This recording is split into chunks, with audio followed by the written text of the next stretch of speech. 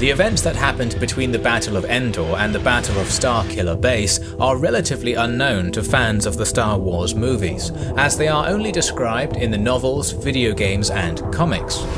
But within them lie the secrets of the upcoming releases, so in the wake of the imminent premiere of The Last Jedi, we decided to make a video covering these events, as they might be crucial to a deeper understanding of Episodes 8 and 9.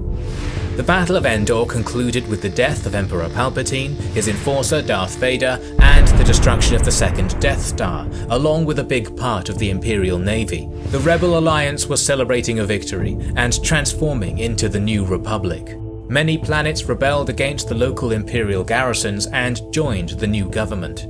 Palpatine seemingly knew that his demise was a possibility, and decided that an empire which lost its leader doesn't deserve to live on.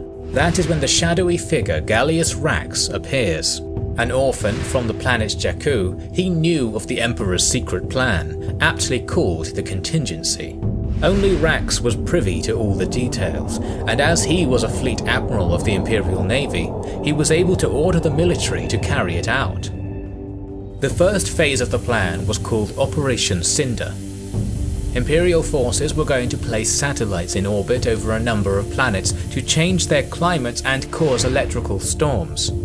Among them were peaceful worlds like Naboo. The goal was to create mass panic around the galaxy and to diminish public trust in the New Republic. However, a duo of Imperial commandos mutinied and informed the Republic. The Republic fleet intervened and most of the attacks were successfully stopped. Meanwhile, a mysterious person, whom the Republic knew only as Operator, was feeding it information on the secret hideouts of the Imperial spaceships and high-level administrators. Many were either arrested or killed, and that forced a half-dozen military leaders and bureaucrats alongside their fleets to find refuge on a planet called Akiva. They were hoping to start the restoration of the Empire, but Operator informed the Republic about this secret summit, and again they sent a fleet. All of the Imperial ships were destroyed in the ensuing battle, save for the Star Destroyer Vanquish, which was able to retreat after Admiral Ray Sloane took command.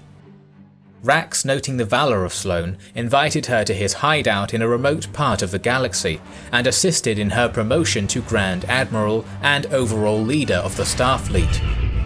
Meanwhile, he formed a group called the Shadow Council, claiming that it would help him bring the Empire back. Sloane was tasked with starting phone negotiations with the leadership of the Republic on the planet Chandrila to win time. However, when these negotiations began, a group of former prisoners saved from an Imperial prison attacked the Republic officials, influenced by their control chips. Sloane was accused by the Republic but managed to escape. But as she was days away from the Shadow Council, Rax successfully took over the armed forces. He gave an order to all remaining Imperial ships to unite near the planet Jakku, among them the most massive ship in the fleet, the Super Star Destroyer, the Ravager, and 23 Star Destroyers. The Republic learned about this through its spies and sent its fleet to meet them. This fleet had smaller ships on average, but they were more numerous than the Imperials. The space battle over Jakku started a year and 4 days after the Battle of Endor. Imperial Star Destroyers formed a defensive perimeter around the Ravager. The Republican fleet was able to encircle the Imperials using its superior numbers, but the latter employed a tactic that was difficult to counter. Throughout the battle, the smaller Imperial warships would repeatedly open the formation to allow the Ravager to unleash its formidable firepower against the New Republic fleet.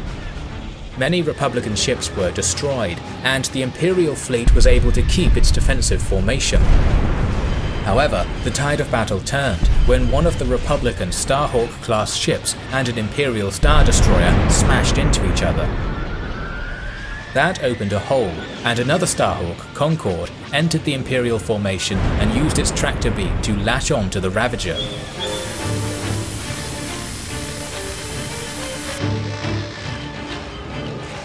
Smaller X and Y wings moved in and managed to destroy the Ravager's engines, leading to both it and Concorde crashing into the surface of Jakku.